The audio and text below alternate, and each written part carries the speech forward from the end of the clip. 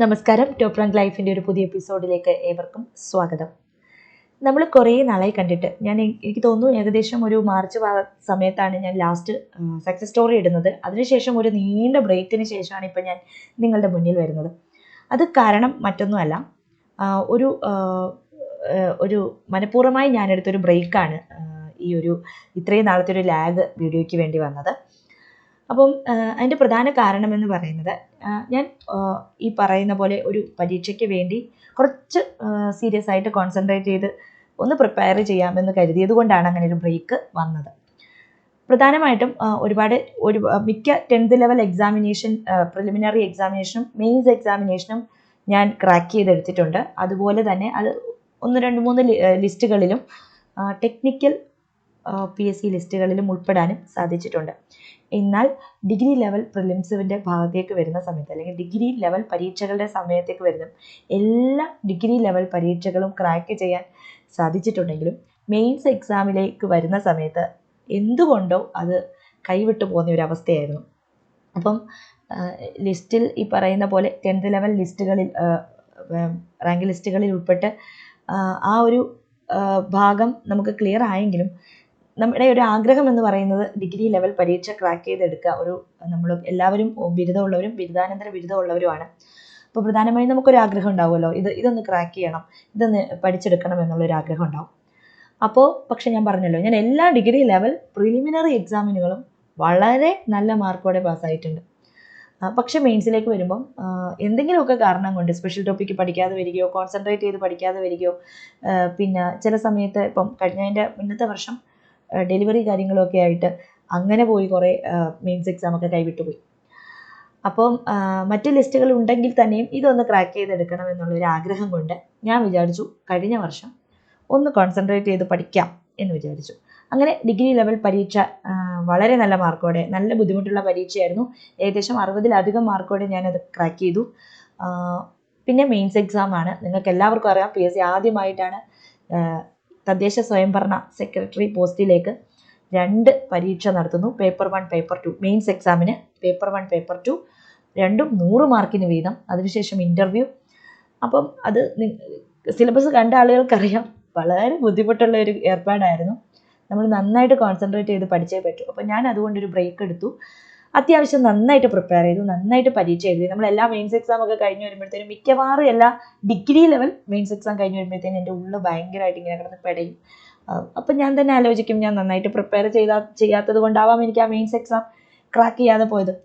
Degree level prelims crack ചെയ്യുമ്പോഴത്തേനും over confidence കാരണം നമ്മൾ പലപ്പോഴും മെയിൻസ് എക്സാമിനേഷന് ഉഴപ്പിപ്പോകുന്ന ഒരവസ്ഥ ഉണ്ടായിട്ടുണ്ട്. അപ്പോൾ അതൊക്കെ ഒഴിവാക്കിയിട്ട് വേണം നിങ്ങൾ ഇനി പഠിച്ചു തുടങ്ങേണ്ടവർ പഠിച്ചു തുടങ്ങാൻ. അപ്പം ഞാൻ എൻ്റെ അനുഭവത്തിൻ്റെ വെളിച്ചത്തിൽ എങ്ങനെയാണ് ആദ്യമായിട്ട് ഇനി നമുക്ക് വരാൻ പോകുന്നത്, പുതുവത്സര സമ്മാനമായിട്ട് നമുക്ക് PSC തന്ന ഒരു കാര്യമാണ് സെക്രട്ടേറിയറ്റ് അസിസ്റ്റൻറ്റിന് ഞാൻ ഡിഗ്രി ലെവൽ പരീക്ഷകളുടെ കാര്യമാണ് ഈ വീഡിയോയിൽ പറയുന്നത്.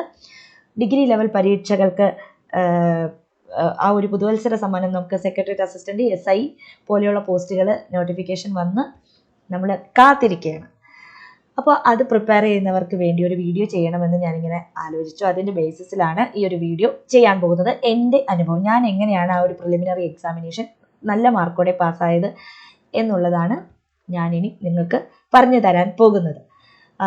10th ലെവൽ പ്രിലിംസിനും അതുപോലെ അതിൻ്റെ മെയിൻസിനും വേണ്ടി പ്രിപ്പയർ ചെയ്യുന്നവർക്കുള്ളൊരു വീഡിയോ ഞാൻ സെപ്പറേറ്റ് ചെയ്യുന്നതാണ്. ഞാൻ എങ്ങനെയാണ് ആ റാങ്ക് ലിസ്റ്റിൽ ഉൾപ്പെട്ടെന്നുള്ളതൊക്കെ കാര്യങ്ങൾ വേറെ ഞാൻ വീഡിയോ ചെയ്യുന്നതാണ്. അതുപോലെ ടെക്നിക്കൽ, ഞാൻ ഒരു MTech ഗ്രാജുവേറ്റ് ആണ്, അപ്പം പോസ്റ്റ് ഗ്രാജുവേറ്റ് ആണ്. അത് ടെക്നിക്കൽ എക്സാമുകൾ ക്രാക്ക് ചെയ്യുന്നവർക്ക് വേണ്ടി മറ്റൊരു വീഡിയോയും ചെയ്യാവുന്നതാണ്. അപ്പം ഈ ഒരു ഡിഗ്രി ലെവൽ പരീക്ഷ സെക്രട്ടേറിയറ്റ് അസിസ്റ്റൻറ്റ് നന്നായിട്ട് പ്രിപ്പയർ ചെയ്ത് ഏജ് ഓവറാവാൻ പോകുന്ന ആൾക്കാരുണ്ടാവും, നന്നായി പ്രിപ്പയർ ചെയ്യുന്നുണ്ട് ആൾക്കാരുണ്ടാവും, ഉഴപ്പി നടക്കുന്നവരുണ്ടാവും. അതുപോലെ തന്നെ ആദ്യമായിട്ട് ഡിഗ്രി ലെവൽ പ്രിലിംസ് പഠിക്കാനായിട്ടിരിക്കുന്ന ആൾക്കാരും ഉണ്ടാകും. അപ്പോൾ ഒരുപാട് കാറ്റഗറി ആൾക്കാരുകൾ ഇതിനകത്തൊന്നും പഠിക്കാതെ പോയി പരീക്ഷ എഴുതുന്നവരും ഉണ്ടാവും കേട്ടോ. അപ്പോൾ അവർക്കൊക്കെ വേണ്ടിയിട്ടാണ് ഇങ്ങനെയൊരു വീഡിയോ ചെയ്യുന്നത്. ഫസ്റ്റ് ഓഫ് ഓൾ, നിങ്ങൾക്ക് ആദ്യമായി വേണ്ടത്, ഒരുപാട് വീഡിയോസ് യൂട്യൂബിലുണ്ട്, നിങ്ങൾക്ക് ഇഷ്ടമുള്ള വീഡിയോസ് കാണാം. നമുക്ക് പറ്റുന്നതാണെന്നുണ്ടെങ്കിൽ നമ്മൾ ഓരോരുത്തരിൽ നിന്നും കിട്ടുന്ന വിവരങ്ങൾ നമ്മുടെ പഠനത്തിൻ്റെ ഭാഗമായിട്ട് കൊണ്ടുവരാൻ ശ്രമിക്കുക. ഷുവറായിട്ട് നിങ്ങൾക്ക് പരീക്ഷ ക്രാക്ക് ചെയ്യാനായിട്ട് സാധിക്കും. അപ്പം ഞാൻ ഇതിനകത്ത് നിങ്ങൾക്ക് ആദ്യമായിട്ട് നിങ്ങളുടെ എല്ലാവരുടെയും കയ്യിൽ വേണ്ടത് ഇങ്ങനെ ഒരു സംഭവമാണ്. ഇതില്ലാതെ പഠിക്കാനിരിക്കരുത് കേട്ടോ.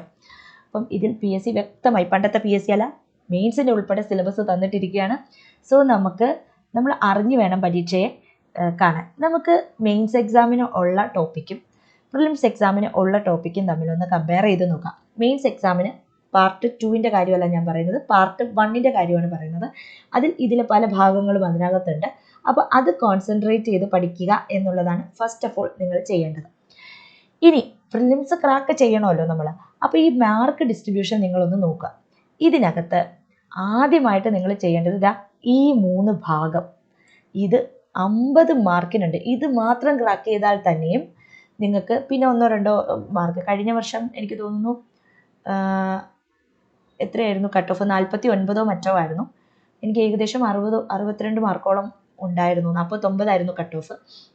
അപ്പോൾ ഇത് നോക്കിയേ, 20, 20, 10 ഈ 3 ഭാഗങ്ങളും ആദ്യമായിട്ട് പഠിച്ചങ്ങ് മാറ്റുക.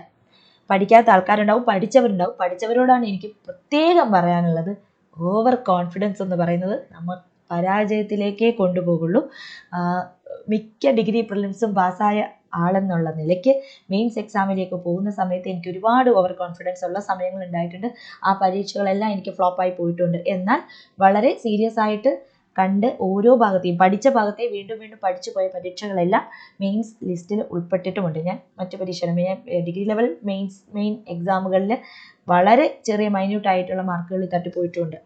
അപ്പം നിങ്ങൾ ശ്രദ്ധിക്കേണ്ട കാര്യം നോക്കുക, നമുക്ക് ഒരു പരീക്ഷയ്ക്കും, അത് ഡിഗ്രി ലെവൽ പരീക്ഷ ആയിക്കോട്ടെ, 10th ലെവൽ പരീക്ഷ ആയിക്കോട്ടെ, എന്തായിക്കോട്ടെ, +2 ലെവൽ ആയിക്കോട്ടെ, ഒരു കാരണവശാലും ഓവർ കോൺഫിഡൻസ് പാടില്ല. നമ്മൾ പഠിച്ച കാര്യങ്ങളെ വീണ്ടും വീണ്ടും വീണ്ടും പഠിക്കുക. നോക്കുക, ഈ 3 ഭാഗം ആദ്യം തന്നെ പഠിച്ചു മാറ്റുക. ഇത് നമുക്ക് അടുത്ത പരീക്ഷകളിലും ഉണ്ടല്ലോ. സോ അത് നമുക്ക് ഒരിക്കലും ഒരു നഷ്ടമായിരിക്കത്തില്ല. ഇത് പഠിച്ചു മാറ്റുക. പഠിച്ചു മാറ്റിയതിന് ശേഷം മാത്രമേ നിങ്ങൾ അടുത്ത ഭാഗങ്ങളിലേക്ക് പോകാവൂ. നമ്മൾ ഒരു കാരണവശാലും ഈ സിലബസ് എല്ലാം കൂടെ പഠിക്കാൻ നിൽക്കരുത്. അതാണ് എനിക്ക് രണ്ടാമത് പറയാനുള്ളത്. എല്ലാ സിലബസും കൂടെ പഠിച്ച് കംപ്ലീറ്റ് ചെയ്തിട്ടേ ഞാൻ പോകൂ എന്നുള്ള ഒരു അത്യാഗ്രഹം, അത് പാടില്ല. പ്രിലിംസ് എക്സാമിന് നിങ്ങൾ നന്നായി പഠിക്കുന്ന കാര്യത്തെ ഡെപ്തിൽ പഠിച്ചു മാറ്റുക. ആ പഠിച്ച കാര്യം മെയിൻസ് എക്സാമിന് നിങ്ങൾക്ക് വളരെയധികം യൂസ്ഫുൾ ആയിരിക്കും. ആ പഠിക്കേണ്ട കാര്യം പ്രിലിംസ് ആദ്യം നമ്മൾ കോൺസെൻട്രേറ്റ് ചെയ്ത് പഠിക്കുമ്പോൾ നമുക്ക് പ്രിലിംസ് ജയിക്കണം. ഏകദേശം ഒരു 55 മാർക്കിന് മുകളിൽ. ഇനി അങ്ങോട്ട് വരുന്ന സമയത്ത് കുറച്ചും കൂടെ കൂടാൻ സാധ്യതയുണ്ട്, കാരണം കോമ്പറ്റീഷൻ ലെവൽ കൂടിയിട്ടുണ്ട്. പിന്നെ ഈ ടൈപ്പ് പരീക്ഷകൾ സ്റ്റാർട്ട് ചെയ്തിട്ട് PSC 2-3 വർഷം 3-4 വർഷമായിട്ടുണ്ട്. അതുകൊണ്ട് ആൾക്കാരൊക്കെ കുറച്ച് ഇതിനായിട്ട് ഒന്ന് ആപ്റ്റായിട്ട് വരുന്നുണ്ട്. അതുകൊണ്ട് തന്നെ നമ്മൾ ഒരു 60 മാർക്ക് ടാർഗറ്റ് ചെയ്ത് പഠിക്കുക. അപ്പം ഞാൻ പറഞ്ഞല്ലോ, എന്നാൽ നോക്കി ഇവിടെ തന്നെ നമുക്ക് കിട്ടും 50 മാർക്ക്. അത് പഠിച്ച് പക്കയാക്കിയാൽ നമുക്ക് പൂർണ്ണമായും കിട്ടുന്ന ഒരു ഭാഗമാണ് ഈ 3 ഭാഗം. Simple arithmetic, general English, regional language. നിങ്ങൾ കോച്ചിങ്ങിന് പോകുന്നവരായിരിക്കാം, തന്നെ പഠിക്കുന്നവരായിരിക്കാം, ആരും ആയിക്കോട്ടെ, നിങ്ങൾ ആദ്യം പഠിക്കേണ്ടത് ഈ 3 ഭാഗങ്ങളാണ്. ഞാൻ എൻ്റെ അനുഭവമാണ് പറയുന്നത്. ഞാൻ ഒരു കാരണം ആദ്യ ഡിഗ്രി പരീക്ഷയിൽ ഞാൻ എല്ലാ സിലബസും കൂടെ വലിച്ച് വാരി പഠിക്കാൻ നോക്കി. അതെനിക്ക് ഒരുപാട് മാർക്ക്, ഞാൻ ലിസ്റ്റിൽ ഉൾപ്പെട്ടു. പക്ഷേ എന്നാലും എനിക്കത് പറയല്ലോ, കയ്യാലപ്പുറത്ത് തേങ്ങ അങ്ങോട്ടങ്ങ് വീണു. അതുകൊണ്ട് മാത്രം ഉൾപ്പെട്ടതാണ് ആദ്യത്തെ ഡിഗ്രി ലെവൽ.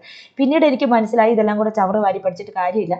നമുക്ക് അത്യാവശ്യം ക്രാക്ക് ചെയ്യേണ്ട പരീക്ഷ കോൺസെൻട്രേറ്റ് ചെയ്ത് ആ പാഠഭാഗം മാത്രം പഠിക്കുക എന്നുള്ളതാക്കി ഞാൻ അവസാനം എൻ്റെ സ്ട്രാറ്റജി. അതിൽ നിന്നാണ് എനിക്ക് എല്ലാ ഡിഗ്രി ലെവൽ പ്രിലിംസ് എക്സാമുകളും ക്രാക്ക് ചെയ്യാൻ സാധിച്ചത്. മെയിൻസ് എക്സാം ഞാൻ പറഞ്ഞല്ലോ, സ്പെഷ്യൽ ടോപ്പിക്കുകൾ നമുക്ക് വേറെ ഉണ്ടാവും. അത് നന്നായിട്ട് പഠിച്ചെങ്കിൽ മാത്രമേ പറ്റത്തുള്ളൂ.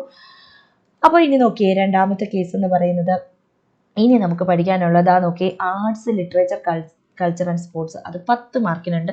ഉറപ്പായിട്ടും എനിക്ക് തോന്നുന്നു കഴിഞ്ഞ 2-3 വർഷമായിട്ട് വളരെയധികം ചോദിക്കുന്ന ഒരു ഭാഗമാണ് ഈ ഒരു ആർട്സ്, ലിറ്ററേച്ചർ, കൾച്ചർ, സ്പോർട്സ് എന്നുള്ളത്. അത് നമുക്കിനി വരാൻ പോകുന്ന പരീക്ഷകൾക്കും വളരെ ഇമ്പോർട്ടൻ്റ് ആയിട്ടുള്ളൊരു കാര്യമായിട്ട് മാറിയിട്ടുണ്ട്. കുറച്ചൊരു ഡ്രൈ ആയിട്ടുള്ള സബ്ജക്റ്റ് ആയിരിക്കും ചില ആളുകൾക്കത്.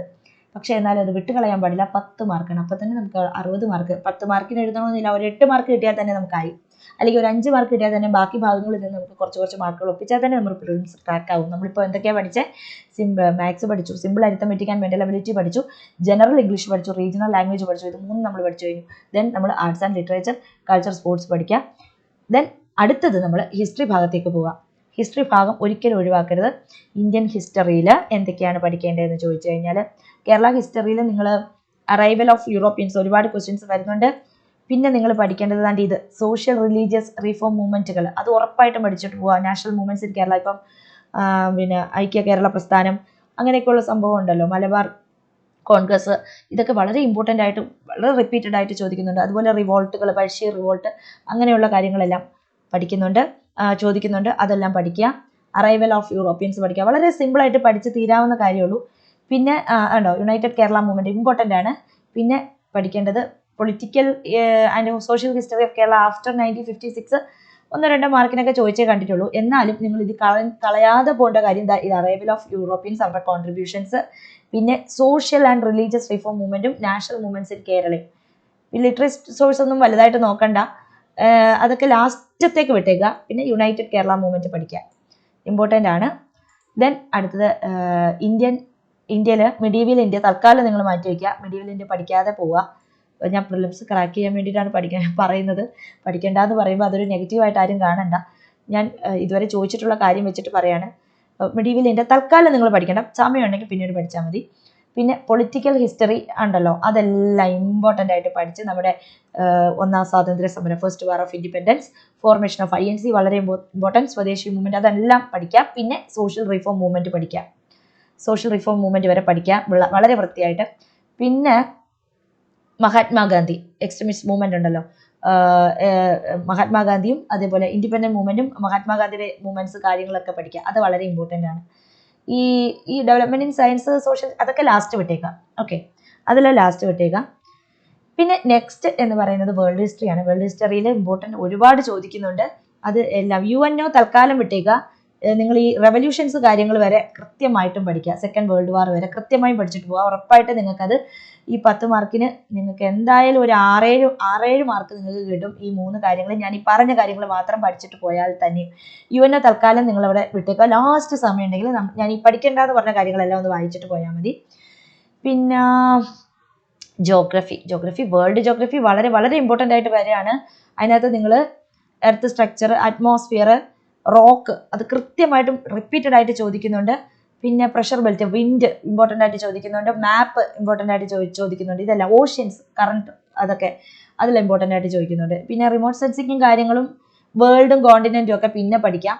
കോണ്ടിനെൻറ്റ്സ് ഭാഗമുണ്ടല്ലോ, അതെല്ലാം പിന്നെ പഠിക്കാം. തൽക്കാലം നിങ്ങൾ അറ്റ്മോസ്ഫിയർ, റോക്ക്, പിന്നെ വിൻഡ്, പിന്നെന്താ മാപ്പ്, ഇതെല്ലാം തൽക്കാലം പെട്ടെന്ന് പഠിച്ച് മാറ്റുക. അതിനുശേഷം നിങ്ങൾ എന്താണ് ഗ്ലോബൽ വാർമിങ്ങിനെ പറ്റിയും റിമോട്ട് സെൻസിങ്ങിനെ പറ്റിയും കോണ്ടിനെൻസിനെ പറ്റിയൊക്കെ പിന്നീട് ലാസ്റ്റ് ഭാഗത്തേക്ക് മാറ്റി വെക്കേണ്ട ഭാഗങ്ങളാണ് ഇതെല്ലാം. ഞാൻ ഈ പറഞ്ഞ ഇമ്പോർട്ടൻ്റ് ആയിട്ടുള്ള ഭാഗങ്ങൾ മനസ്സിലായി എന്ന് വിചാരിക്കുന്നു. പിന്നെ ഇന്ത്യയുടെ ഫിസിയോഗ്രഫി, നമ്മുടെ മൗണ്ടൻസ് കാര്യങ്ങളെല്ലാം കൃത്യമായിട്ട് നോക്കിയിട്ട് പോവാം. പെനിൻസുലാർ പ്ലേറ്റു, അതെല്ലാമാണ് ഞാൻ നോക്കിയത്. എനിക്ക് തോന്നുന്നു ഈ ഗ്ലോബൽ വാർമിങ്ങും കോണ്ടിനെൻറ്റും ഒന്നും ഞാൻ വായിച്ചു നോക്കിയിട്ടേ ഇല്ല പ്രിലിംസിന് പോകുന്ന സമയത്ത്. പിന്നെ കേരളയുടെ നദികളും ഫിസിയോഗ്രഫിയും ഇമ്പോർട്ടൻ്റ് ആയിട്ട് നോക്കിയിട്ട് പോവാം. മിനറൽസ്, ഖാദി ഇൻഡസ്ട്രീസും ഒക്കെ കുറച്ച് ഇതിന് ശേഷം പഠിക്കുക എന്നുള്ളതാണ് പറയാനുള്ളത്. പിന്നെ എക്കണോമിക്സിനകത്ത് നന്നായിട്ട് ചോദിക്കുന്നുണ്ട്. നാഷണൽ ഇൻകവും, നിതി ആയോഗ്, ടാക്സ് കുറച്ചൊന്ന് മാറ്റി വെച്ചിട്ട് ലാസ്റ്റ് പഠിച്ചാൽ മതി. പിന്നെ ബാക്കിയുള്ള കാര്യങ്ങളുണ്ടല്ലോ, എക്കണോമിക് സെക്ടേഴ്സ്, അത് ഇമ്പോർട്ടൻ്റ് ആയിട്ട് ചോദിക്കുന്നുണ്ട്. സിവിക്സ് വളരെയധികം നമുക്ക് അടുത്ത മെയിൻസിനൊക്കെ വളരെയധികം വേണ്ടുന്നൊരു സംഭവമാണ്. കഴിയുന്നതും ഇതെല്ലാം പഠിക്കാനായിട്ട് നോക്കുക കേട്ടോ. ഇത് ഇമ്പോർട്ടൻ്റ് ആയിട്ട് എല്ലാം ചോദിക്കുന്നുണ്ട്. ഇമ്പോർട്ടൻ്റ് ആയിട്ട് നന്നായിട്ട് അത് മൊത്തവും നിങ്ങൾ നോക്കുക. പ്രധാനമായിട്ടും ഗവൺമെൻറ്റിനെ പറ്റിയും, ഗവൺമെൻറ് എക്സിക്യൂട്ടീവ്, ജുഡീഷ്യറി, അതിനെപ്പറ്റിയും, human rights commission, information commission, Lokpal, Lokayukta, ഇതെല്ലാം നോക്കിയിട്ട് പോവുക. ഇത് വളരെ ഇമ്പോർട്ടൻ്റ് ആണ് സിവിക്സ് എന്ന് പറയുന്ന ഒരു ഏരിയ. അതിനകത്ത് എന്തായാലും 5 മാർക്ക് കിട്ടിക്കഴിഞ്ഞാൽ നമുക്ക് വളരെ ഇതാണ്. കോൺസ്റ്റിറ്റ്യൂഷനും ഈ പറഞ്ഞ പോലെ ഇത് 2, സിവിക്സ് ആൻഡ് കോൺസ്റ്റിറ്റ്യൂഷൻ. ഓക്കെ, അതിനകത്ത് കൺസിസ്റ്റന്റ് അസംബ്ലി റിപ്പീറ്റഡ് ക്വസ്റ്റ്യൻ ആണ്. ബാക്കി ഫണ്ടമെന്റൽ റൈറ്റ്സ് ഇതെല്ലാം വളരെ ഇമ്പോർട്ടൻ്റ് ആണ് കേട്ടോ. ഈ സിവിക്സ് ആൻഡ് ഇന്ത്യൻ കോൺസ്റ്റിറ്റ്യൂഷൻ, അത് രണ്ടും കൂടെ ചേർത്താൽ തന്നെ 10 മാർക്കിനകത്ത് നിങ്ങൾക്ക് കിട്ടും. ഇതൊന്നും കളഞ്ഞിട്ട് പോരുത്. ഞാൻ ഈ ഒഴിവാക്കാൻ പറഞ്ഞ ഭാഗങ്ങൾ ആദ്യം ഒഴിവാക്കി പഠിക്കാം. എക്കണോമിക്സിനകത്ത് നാഷണൽ ഇൻകവും പിന്നെ നിതി ആയോഗും 5 ഇയർ പ്ലാൻസ് ഇമ്പോർട്ടൻ്റ് ആയിട്ട് നോക്കുക. പിന്നെ ഈ ഇൻസ്റ്റിറ്റ്യൂഷൻസ് കാര്യങ്ങളും ഒക്കെ ഒന്ന് വിട്ട് പിന്നെ പഠിക്കാം. അത് കാര്യങ്ങൾ കുറച്ച് ബുദ്ധിമുട്ടുള്ള ഏരിയ ആണ്, അത് പിന്നീട് മാറ്റി വെച്ചിട്ട് പഠിക്കാം. ചോദിക്കുന്ന 5 year plans, NITI Aayogs, national income, factors, economic sectors, അത് ആദ്യം പഠിക്കുക. ഞാൻ ആദ്യം പഠിക്കേണ്ട കാര്യങ്ങളാണ് പറയുന്നത്. സിവിക്സ് ആണ് ഇന്ത്യൻ കോൺസ്റ്റിറ്റ്യൂഷൻ ഫുള്ള് പഠിച്ചേക്കുക. അത് നമുക്ക് പഠിച്ചതുകൊണ്ട് യാതൊരു ബുദ്ധിമുട്ടും വരുന്നില്ല. അടുത്ത പാർട്ടിൽ വളരെ ഇമ്പോർട്ടൻ്റ് ആയിട്ടുണ്ട്. പിന്നെ ഇതാ വരുന്നു 10 മാർക്കിന് കലാ, കായികം, സാഹിത്യം, സംസ്കാരം ചോദിക്കുന്നുണ്ട്. 2-3 വർഷമായിട്ട് വളരെയധികം ക്വസ്റ്റ്യൻസ് ഇതിൽ നിന്ന് വരുന്നുണ്ട്. നിങ്ങൾ കഴിയുന്നതും ഈ ഒരു സാഹിത്യവും സംസ്കാരവും ഇമ്പോർട്ടൻ്റ് ആയിട്ട് ആദ്യം ഒന്ന് പഠിക്കുക.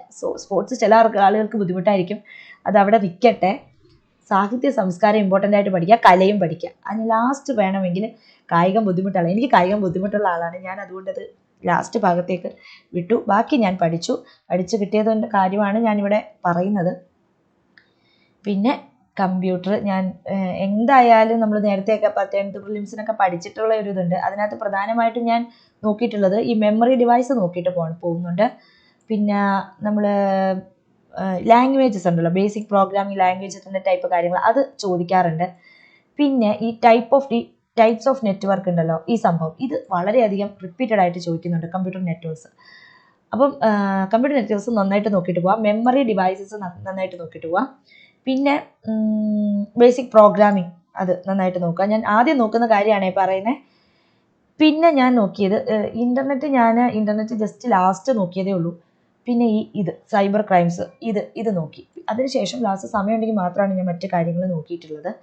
സയൻസ് ആൻഡ് ടെക്നോളജി ഞാൻ നോക്കിയിട്ടേ ഇല്ല, ഭാഗമേ ഞാൻ തൊട്ടിട്ടില്ല, ആ ഭാഗത്തേക്ക് പോയതുമില്ല. പക്ഷെ അതുകൊണ്ട് എനിക്ക് യാതൊരു നഷ്ടവും ഇല്ല എന്നുള്ളതാണ് കേട്ടോ. ആ 5 മാർക്ക് ഞാൻ അവിടെ നിന്ന് കളഞ്ഞു. കാര്യം നമ്മൾ ഹാർഡ് വർക്കിനേക്കാളും നമ്മളൊരു സ്മാർട്ട് വർക്ക് ചെയ്യുക എന്നുള്ളതാണ് വളരെയധികം ഇമ്പോർട്ടൻ്റ് ആയിട്ടുള്ള കാര്യം. അപ്പം ഞാനതുകൊണ്ട് ഈ ഒരു ഭാഗം ഞാനങ്ങ് ഒഴിവാക്കി. പ്രിലിംസിലൊക്കെ എനിക്ക് തോന്നുന്നു മെയിൻസിൽ വരുമ്പോൾ ഇങ്ങനൊരു ഭാഗം ഇല്ല, അതുകൊണ്ട് പിന്നെ ആ ഒരു ഭാഗത്തേക്ക് നോക്കാനേ പോയിട്ടില്ല.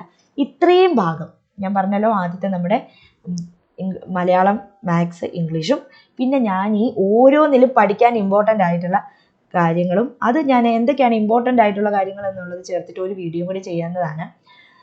അപ്പോൾ അതാണ് ഞാൻ പഠിച്ചിട്ടുള്ളത്. പിന്നെ പ്രധാനമായിട്ടും ഞാൻ ഒരുപാട് മോക്ക് ടെസ്റ്റുകൾ പരീക്ഷയോട് അടുപ്പിച്ചൊരു 2-3 ആഴ്ച നന്നായിട്ട് മോഡൽ എക്സാമുകൾ, മോക്ക് ടെസ്റ്റുകൾ ചെയ്തിട്ട് പോയി. അതും എനിക്ക് വളരെയധികം യൂസ്ഫുള്ളായി. കാരണം നമ്മൾ ഈ പഠിച്ച കാര്യങ്ങളൊക്കെ അപ്ലൈ ചെയ്യുമ്പോഴാണല്ലോ നമ്മൾ ഈ എങ്ങനെയാണ് എക്സാം പാറ്റേണിലേക്ക് നമ്മൾ എക്സാമിനേഷന് പെർഫോം ചെയ്യുക എന്നുള്ളത് മനസ്സിലാവുന്നത്.